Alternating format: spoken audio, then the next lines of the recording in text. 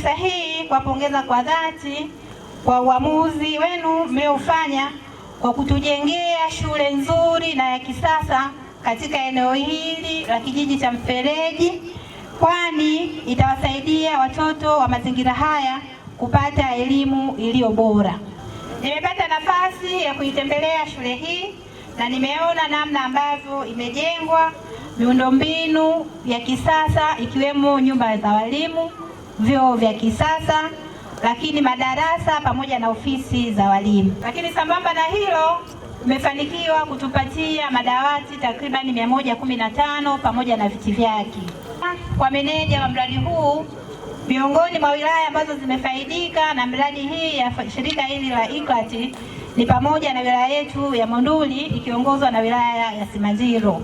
Ndio hiki ambacho shirika kimelifanya, ni dhahiri kwamba mnaunga juhudi za serikali inayoongozwa na Mheshimiwa Rais Daktari Samia Suluhu katika kuwaletea maendeleo wananchi wa Tanzania, wakiwemo wananchi wa Monduli katika swala zima la elimu. Kama mnavyojua, serikali pekee haiwezi ikafanya kila kitu pasipo kushirikiana na wadau wa maendeleo.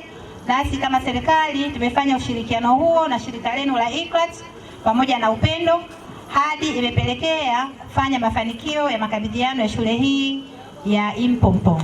Nichukue nafasi hii kumshukuru sana baba yangu na mwenyekiti wa shirika hili la ICLAT, ndugu Peter Toima, pamoja na wenzangu wa taasisi nyingine za serikali kwa namna ambavyo amejitoa sana kwa dhati na moyo wa kizalendo katika kufanikisha ujenzi wa shule hii ya Impompo. Niseme tu, mimi kama msimamizi mkuu wa shughuli za serikali ngazi ya wilaya nitaendelea kutoa ushirikiano katika kutekeleza miradi mingine katika wilaya yetu ya Monduli. Lakini kipekee nipende kumpongeza sana kwa dhati Mheshimiwa Diwani wa kata hii ya Mfereji kwa namna ambavyo amekimbizana usiku na mchana kuhakikisha kwamba mradi huu umefikia hapa ulipofika siku ya leo ambayo tumekabidhiwa.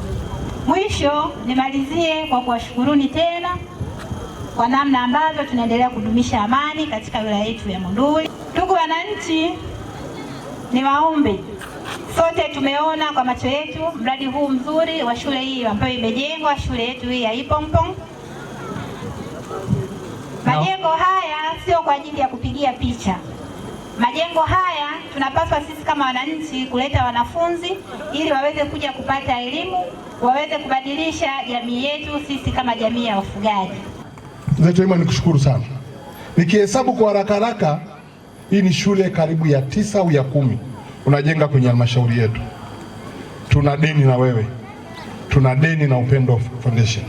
Mimi nataka niwaahidi tu, kipindi changu cha miaka 5 ya ubunge wangu, kuna jambo ambaye nitafanya ambaye itakuwa na yenyewe ni historia, na Upendo Foundation na ICLAT nao watasema kulikuwa kuna mbunge alipita ndani ya miaka 5. Mheshimiwa mgeni rasmi na Mheshimiwa mbunge, sisi kama halmashauri na uzuri hapa tuna karibia almost 40% ya madiwani wa halmashauri yetu. Tutaenda kupush kuhakikisha pia walimu wanaletwa hapa ndani ya hizo siku 14 ambazo na nyinyi mnapambana kumaliza shule, na sisi tunajiandaa kuleta walimu. Mkimaliza tu na walimu wanaingia. Makofi mengi sana. Fanikio kuna changamoto, na naomba niseme tu machache.